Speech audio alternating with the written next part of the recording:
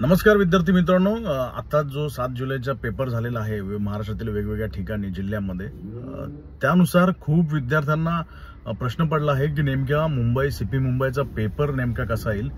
तर विद्यार्थी मित्रांनो, मागच्या वर्षी जर तुम्ही सीपी मुंबईचा पेपर बघितला तर तो पॅटर्न वाईज नव्हता आला। म्हणजे जीकेचे खूप सारे प्रश्न विचारले होते, बाकी गणितावरती खूप कमी प्रश्न विचारले होते। तर त्याच पद्धतीने पेपर येईल का, तर विद्यार्थी त्याच हिशोबाने तयारी करत असतील तर ते सुद्धा त्यांचं चुकीचं आहे।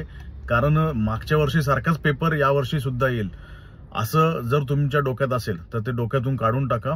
कदाचित त्यापेक्षाही जास्त कठीण पेपर येईल आणि मागच्या वर्षी जीके वरती फोकस केला होता, तर या वर्षी कदाचित गणितावरती किंवा बुद्धिमत्तेवरती किंवा मराठी व्याकरणावरती सुद्धा जास्त फोकस असेल। त्यामुळे कुठल्याही एका विषयावरती जास्त जोर लावून तयारी करणं हे सुद्धा चुकीचं आहे।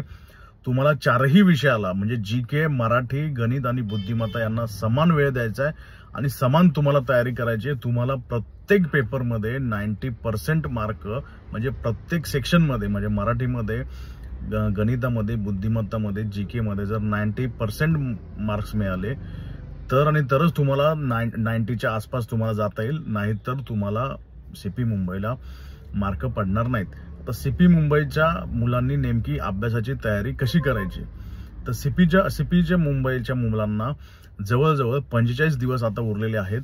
तर त्या हिशोबाने तुम्हाला तुमच्या परीक्षेचं नियोजन करायचंय आणि कुठल्या विषयात तुम्ही कमी आहात, कुठल्या विषयामध्ये तुम्हाला कमी मार्क पडतायत ते तुम्ही बघायचंय।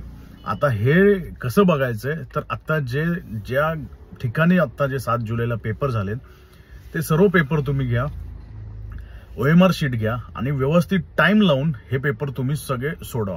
आता काही ठिकाणचे पेपर हे सोपे आहेत, त्याच्यामध्ये तुम्हाला जास्त मार्क पडतील, काही ठिकाणचे मध्यम आहेत तिथे तुम्हाला मीडियम मार्क पडतील, काही ठिकाणचा पेपर खूप कठीण आहेत तर तिथे तुम्हाला कमी मार्क पडतील।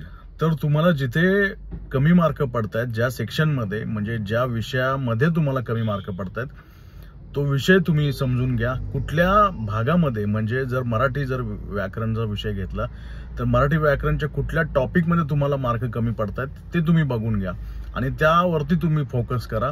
कारण तुमच्या परीक्षेला कुठला प्रश्न येईल तुम्ही काही सांगू शकत नाही।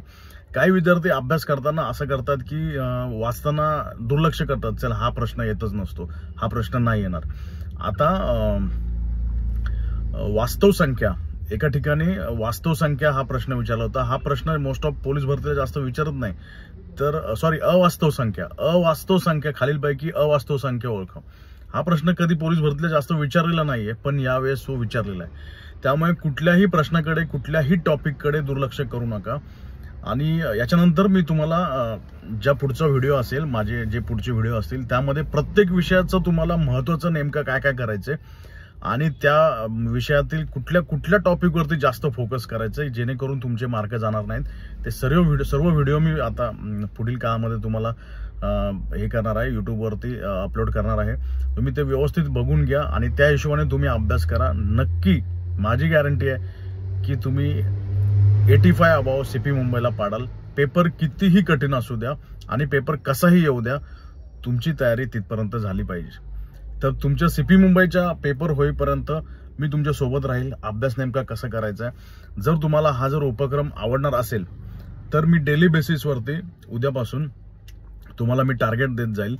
ते टार्गेट फक्त जर तुम्ही व्यवस्थित केलं तरी सुद्धा तुम्ही 85 अबाव 100% जाणार, याची गॅरंटी माझी।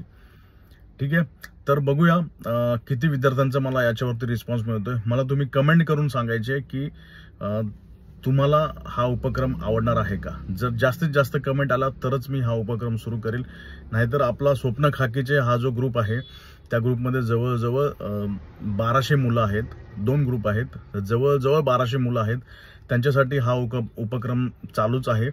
पण महाराष्ट्रातील इतर विद्यार्थ्यांना पण याचा फायदा व्हावा अशी माझी इच्छा आहे। जर तुम्हाला हा उपक्रम पाहिजे असेल तर तुम्ही मला कमेंटमध्ये सांगा, मी नक्की त्यावरती व्हिडिओ बनवेल। धन्यवाद।